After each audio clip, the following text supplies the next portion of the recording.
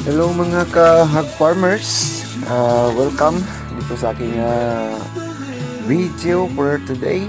Magandang araw po sa inyong lahat mga followers ko dito sa aking YouTube channel, sa lahat ng mga kaibigan ko na nagpa-follow sa akin dito. For today's video guys, maglilinis po tayo ng kulungan ng ating mga alaga at saka papaliguan din natin sila. Pagkatapos, lilinisin din natin ang kanilang mga kainan upang sila ay maging healthy palagi sa kanilang mga kinakain sa kanilang, para walang parang walang dumi yung kanilang kainan. At saka guys, salamat pala sa lahat ng mga tumatangkilik sa mga video. Kung gusto niyo mag-subscribe guys, subscribe naman. Ngayon ayusin natin pag-release itong kanilang mga kainan para maging malinis at saka hindi sila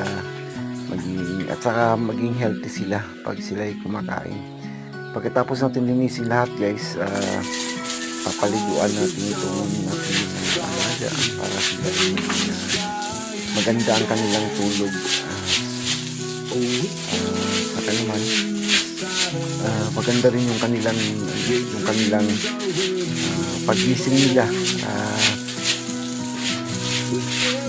Ganado sila kumain kanilang mga pagising nila pagbago silang ligo. Ayun na mga guys, sa lahat ng gusto na mag-subscribe, sa aking YouTube channel. Actually guys, nag-try lang ako ngayon kasi wala kasi akong ginagawa kung nakikita ko ang ginagawa sa channel sa aking pag-aalaga ng mga liik hanggang sa sila dispose ko. At yun lang mga guys, maraming salamat po at sana nasiyahan kayo ng aking munting video.